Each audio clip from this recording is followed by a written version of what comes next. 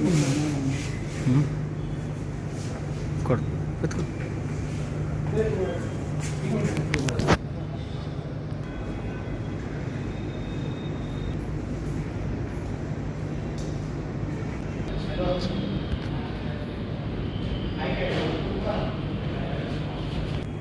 श्री अजित पवार साहेबांच्या मीटिंग किंवा त्यांच्या फोनवर बोलणं माझं बरेचदा झालेलं आहे की अशा नेते होते ज्यांच्या प्रशासनावर पकड, ॲडमिनिस्ट्रेटिव्ह मॅटरची समज किंवा टेक्निकल मॅटरची समज याच्या कोणीही नेते तुलना करू शकत नव्हते.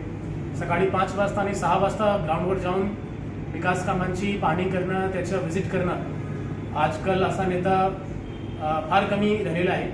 त्यामुळे महाराष्ट्र राज्याचं आणि प्रशासनाचं फार मोठा जे नुकसान झालेलं आहे.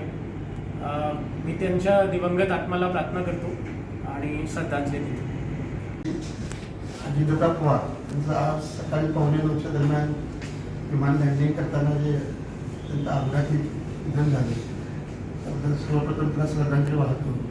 अजितदादांचा स्वभाव असा होता की त्यांच्याकडे कामाची अत्यंत करेक्ट पद्धती आणि आपल्याला प्रशासनाची आवश्यकता अशा पद्धती टू द पॉईंट काम करायची सवय त्यांना होती आणि त्यांच्या कामाचा आवाका इतका मोठा होता की आम्ही पूर्ण कोल्हापूरपासून सांगलीमध्ये सुद्धा अशा पद्धतीच्या कामकाजाची पद्धती पाहिली. त्यांना करेक्टनेस त्यांच्याकडे कायम असायचा. स्वच्छता ही त्यांच्या अंगभूत त्यांचा गुणधर्म होता आणि अशा व्यक्तीनं अचानक सगळ्या ठिकाणी वेळेवर जाणं ही त्यांची पूर्ण ख्याती होती. म्हणजे काही कुठल्याही राजकीय नेत्यांना जमलं नाही ते अशा वेळेत जाणं, त्याचा कार्यक्रम करणं, अशा पद्धतीचं त्यांचं कामकाज होतं. आणि आमच्या वित्त विभागाच्या कुठल्याही अशा नियम आहे किंवा बदल्याच्या मध्ये किंवा कुठल्याही कधी त्यांचा हस्तक्षेप राहिला नाही आणि चांगल्या पद्धतीचं त्यांचं काम प्रशासनात राहिलेलं आहे. तर त्यांना मी श्रद्धांजली वाहतो. आमच्या वित्त विभागाचे मंत्री आज त्यांचा आकस्मिक विमान अपघात झालेला आहे.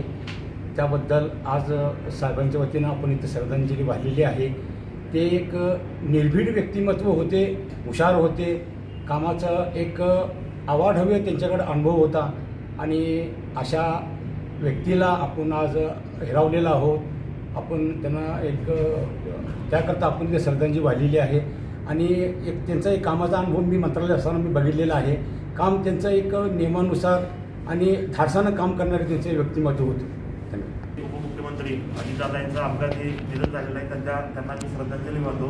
एक परखड व्यक्तिमत्व आणि होला हो नाहीला नाही, जे चांगलं नाही त्याला स्पष्टपणे नकार देणारं असं व्यक्तिमत्व होतं. त्यांच्या 5 ते 6 वेळा मीटिंग अटेंड करायचा मला योग आला. प्रत्येक अभ्यासपूर्वकच त्यांना सामोरं जायची प्रत्येक अधिकाऱ्याला धमक असायची. त्याशिवाय कोण सामोरं जाऊ शकत नव्हतं. कोल्हापूरमध्ये, सांगलीमध्ये त्यांच्या ज्या मीटिंग केल्या त्यामध्ये आम्हाला जे ज्ञान नव्हतं त्या तांत्रिक बाबीचं ज्ञान त्यांनी स्पष्टपणे सांगितलेलं होतं. आणि आज सकाळी जेव्हा त्यांच्या अपघाती मृत्यूची बातमी TV ला बघत होतो तेव्हा देवाच्या ते प्रार्थना करत होतो की कदाचित हे AI असावं, AIनं केलेली चुकीची बातमी असावी असे मनोमन प्रार्थना करत होतो. मात्र आज देवानं ऐकलेलं नव्हतं. दुःखद असं निधन झालेलं आहे. त्यांना मी श्रद्धांजली वाहतो.